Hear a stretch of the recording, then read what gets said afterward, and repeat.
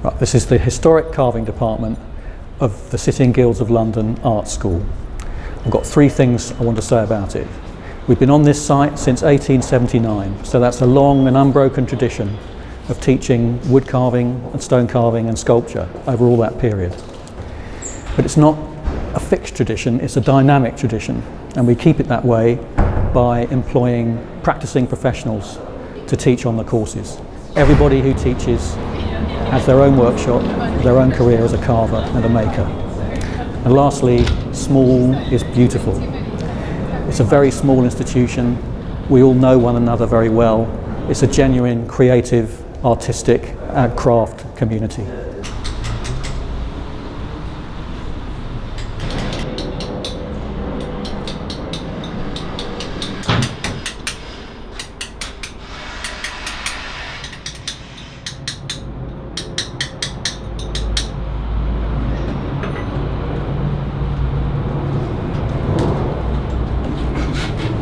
So this is a commission for Southwark Cathedral, and it's a portrait of Wayne Marquez, who is a police officer who responded to the London Bridge terrorist attacks, and they were looking for design submissions for a portrait to go on the cathedral, and this was someone that I wanted to portray and put on the building. And he survived the attack defending civilians, but was stabbed several times. He has a scar on his forehead here. And so I'm working from a clay model that I made initially into the stone, which will eventually go on the building.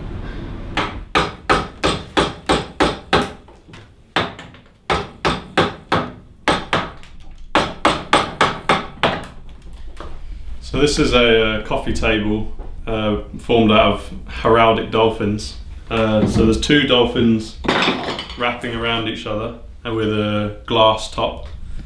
And I started off making a small clay maquette and a set of drawings, and then I worked it up into a bigger model, and finally I made it twice the size in the wood, and it was made of lots of small chunks of wood laminated together and then shaped into the big size, and then now I'm carving in the detail.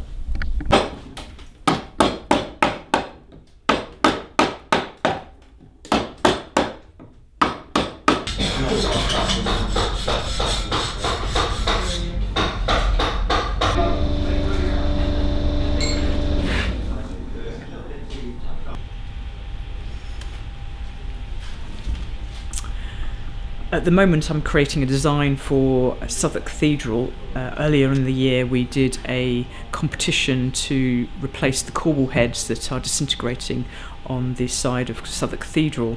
I was chosen to collaborate with the Cathedral School. They sent me drawings of their creations, and I've interpreted them into my own version of a corbel head. The ideas behind it were abundance, the market, the vibrancy of the people in the area, and I've tried to encompass them all into my design, which is basically a basket overflowing with produce.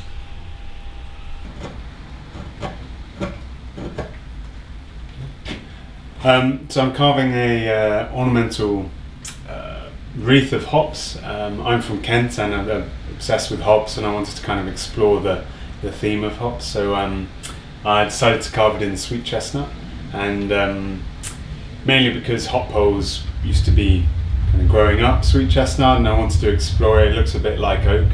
And so I started by getting a lot of reference, doing a lot of drawing from real hops, and then made a three-dimensional model, which I kind of use alongside the carving. So that really helped to inform the carving as I go along, really just to get the depths, and just to help kind of the planes, and just to get everything kind of working really. But as time went on, I put the model to one side and then just focused on the carving itself, and just at the stages now of finishing up, kind of doing the final cuts, getting the shadows, and just finishing it off, which is quite exciting. So.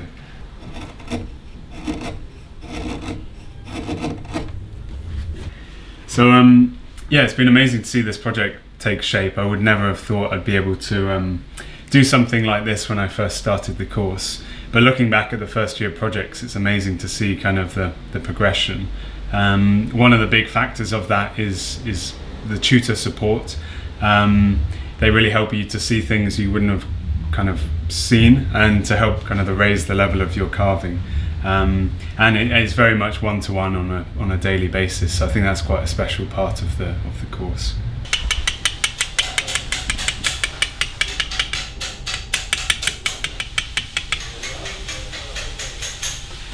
So here is my restoration project. So this is a undulating leaf boss, which is from King's College, Cambridge, and I've got this piece which is really weathered and broken up, and I've put wax on it to have a simulation of what it would look like originally, and so then when I'm copying it for this new bit, I can then know exactly how to carve it.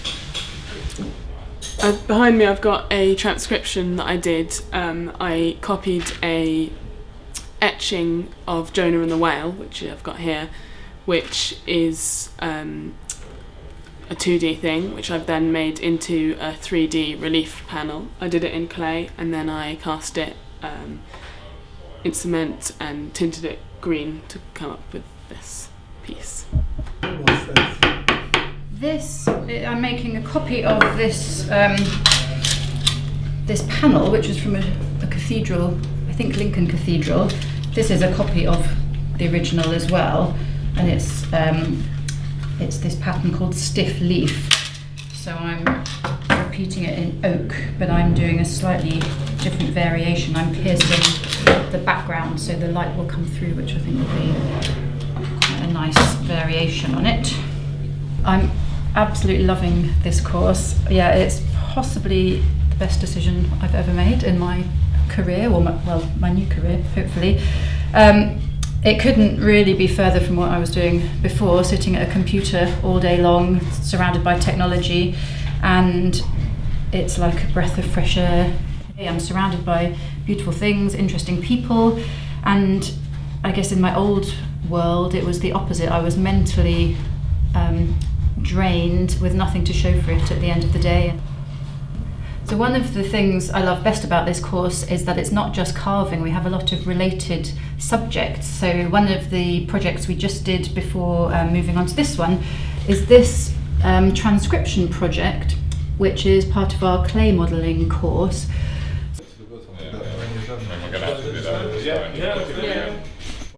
So we're currently in the process of making some half-size clay maquettes in order to turn these into larger sizes in stone. These are going to be the signs of the zodiac. We've all picked a sign of the zodiac, and these are going to be double the size in stone, and they're all going to be fixed together into an arch. So we're just working on our models to figure out what we're going to carve into the stone.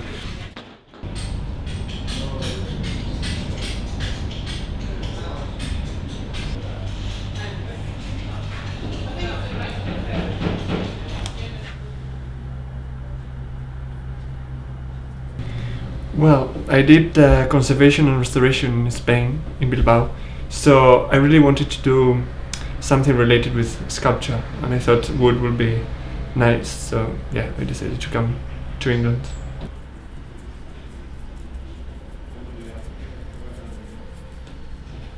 They gave me this drawing from the fishmongers, and then I designed my own kind of drawing, and I showed the client and he liked it. So then I did a model in clay, and then when the volumes were right, I did the carving in lime wood, and now I'm finishing adding the gesso, and then this is going to be gilded and painted with the colors of College of Arts.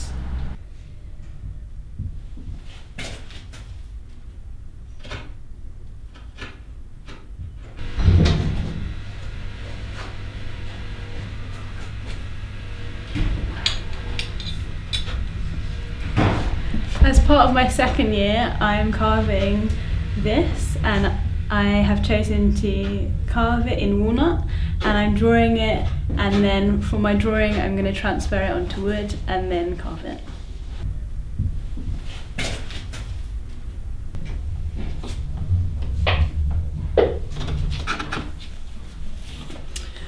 I'm in my second year. I'm copying this Gothic window frame from a rood screen in English oak, following on from this Gothic band I did earlier in the year.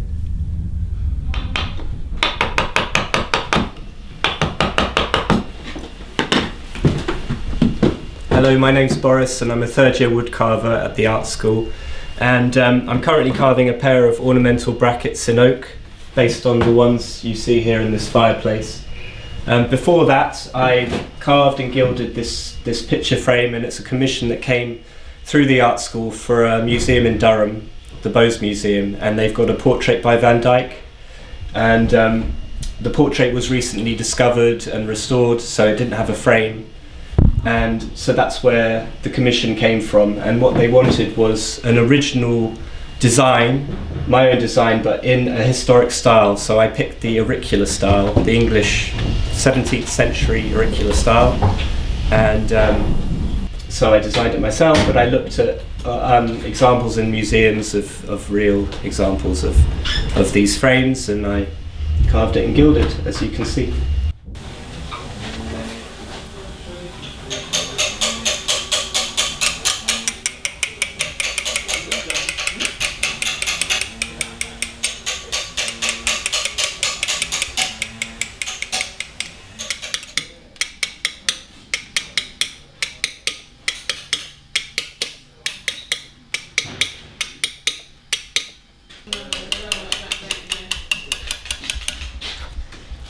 So this is my final year project. I'm in third year, and this is a Romanesque relief sculpture that I've designed from historical examples and different elements that I work together into a kind of composition.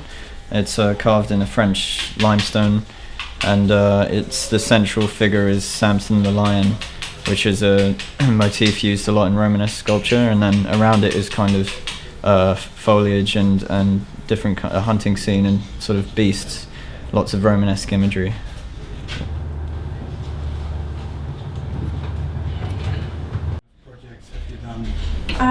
Well, we started with chip carving, and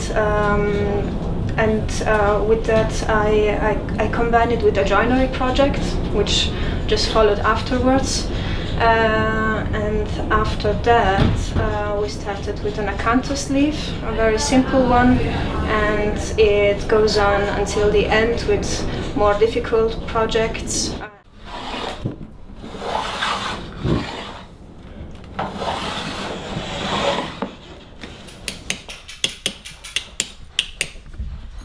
So this is it's called a capital, and the original is based in Westminster Abbey, and I got a plaster piece, a model, which was broken halfway through, and I carved it a little bit from the model, but most of it from pictures or photos. Okay, so what we're doing here is we're copying a classical bust, and the way we do this is a centuries-old technique. It's called using a pointing machine. Essentially, we have 3 points which we set up in a frame around the bust, and we have our bit of stone here, and we have 3 points in the same place. Then we take this, which is the pointing machine, which is essentially a three-dimensional ruler, and we put it on the bust, and using the needle we place the needle against the bust, and then we take this over to the piece of stone, and then we carve the stone down until we get to the end of the needle. So we've taken the point here in 3D space, and we transferred it here. And then we do that hundreds of times until we hopefully have a perfect copy of the original. This student won this year's Taylor Pierce Drawing Prize. Her drapery drawing shows the relationship between the drape and the figure, her interest in how drawing can express and describe the qualities of three-dimensional drapery. When they carve, they're effectively drawing into the stone, thinking about planes, curvilinear surfaces, just as they would if they were drawing on a two-dimensional surface.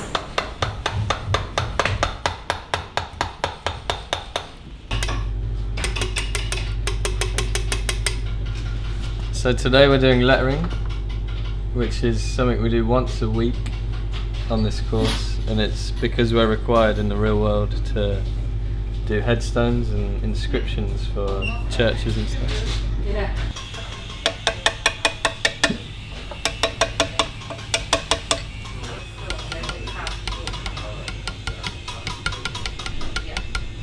Hi, I'm just doing a bit of lettering in stone. I'm a wood carver normally, but I'm having a go at the stone art of lettering.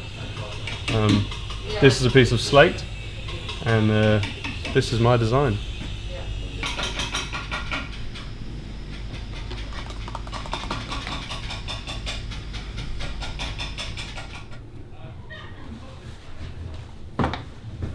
On Thursdays we do letter carving as part of the curriculum, and I'm carving a letter M based on an illuminated letter from an Anglo-Saxon manuscript.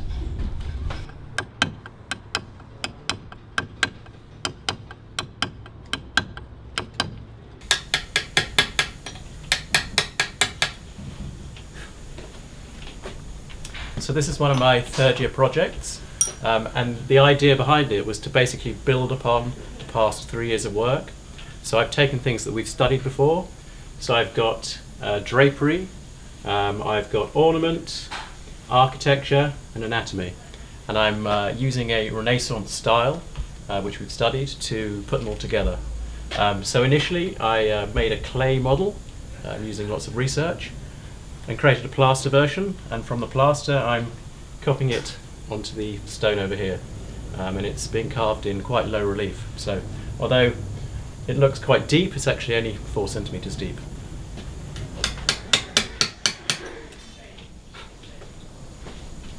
I have a background in contemporary sculpture, but I've always had a passion for classical sculpture. And for me, contemporary sculpture is perhaps more about ideas and concepts, whereas I've always been very interested in creating my own work. So for me, I really lacked the skills which I wanted to create the sculpture that I'm passionate about. So for me, City and Guilds is really the best of both worlds. It allows me to build upon the ideas and concepts that I have, but frame that within a classical framework, picking up skills and techniques which are thousands of years old, and hopefully will form the backbone of my practice going forwards.